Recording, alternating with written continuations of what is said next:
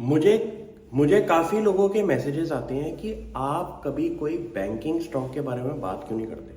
अब मैं उसका आंसर आपको देना चाहता हूँ कि मेरा जो क्राइटेरिया है स्क्रीनिंग का, वो सबसे पहले तो अंडरलाइनिंग ग्रोथ होनी चाहिए बिजनेस के अंदर,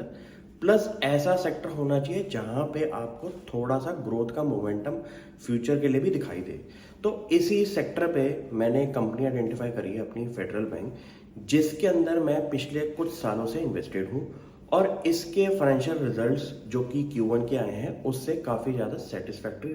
पोजीशन मेरे को इस कंपनी में दिखाई देती है। रीज़न बीइंग, कंपनी के Q1 के अंदर कंपनी ने अपना प्रॉफिट जो है वो 42% से ग्रो होता हुआ दिखाई दिया है।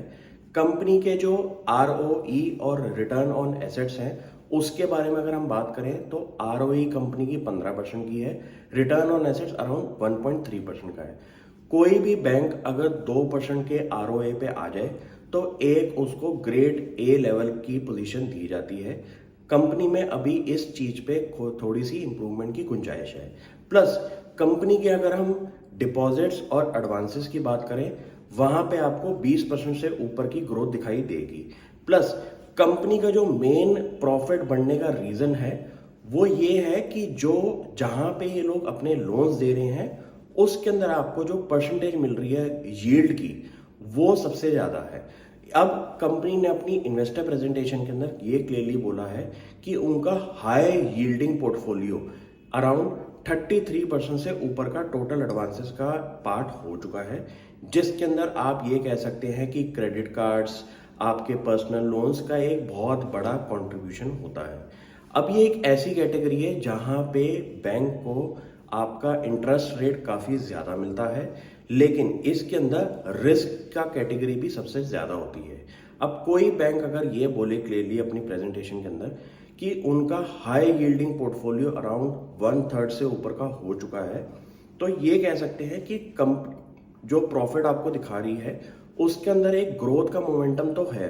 लेकिन उस ग्रोथ को पाने के लिए बैंक की स्ट्रेटेजी क्या है कि अब वो हाई यील्डिंग पोर्टफोलियो की तरफ जा रहे हैं। अब इस केस में अगर आपका एक पूरी बैलेंस शीट 1/3 आपकी हाई यील्डिंग पोर्टफोलियो में है तो उसमें रिस्क की कैटेगरी भी उन्होंने बढ़ा दी और आपकी रिटर्न्स भी बढ़ गई।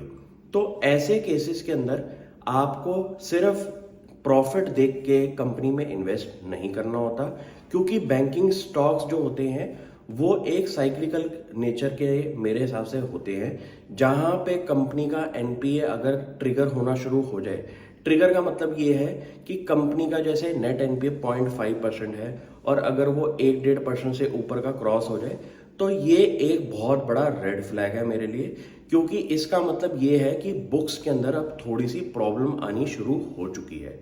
ये बैंक अभी फिलहाल बहुत अच्छी पोजीशन पे बैठा हुआ है क्योंकि इनके नेट NPA के अंदर थोड़ा सा डिक्लाइन भी दिखाई दिया है। लेकिन मैं इस बैंक को लेके क्यों इतना पॉजिटिव रहता हूं, इसका एक रीजन है कि इंडिया के अंदर कुछ ऐसे बैंक्स हैं जो कि लार्ज प्राइवेट सेक्टर बैंक्स की कैटेगरी में आते हैं, जैसे कि आपका HDFC, एक्सिस और ICICI। ये बैंक्स इंडिया के डोमेस्टिक पावर फ्रंट पे अगर चेक करें तो दिग्गज बैंक्स की कैटेगरी में आते हैं। लेकिन इंडिया में कुछ ऐसे बैंक्स भी हैं जो कि रीजनल फोकस की वजह से उनका जो कोर कॉम्पिटेंट एरिया है वो एक रीजन के अंदर उनका सबसे ज्यादा पैसा बनता है।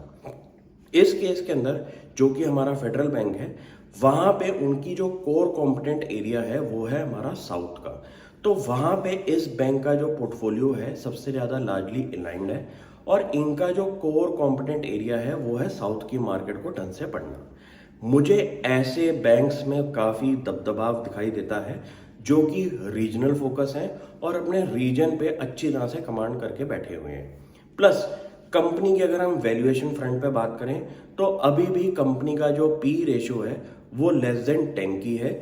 और कंपनी का जो EPS आपका एनुअलाइज बेसिस पे आ रहा है वो अराउंड 16.22 का है। कंपनी का शेयर प्राइस <130 के आसपास के लेवल का है और मुझे लगता है कि ऐसे सेक्टर के अंदर आपको एक अच्छी ग्रोथ दिखाई दे सकती है गोइंग फॉरवर्ड, और इसको आप अपनी विश लिस्ट में डाल सकते हैं। Thank you.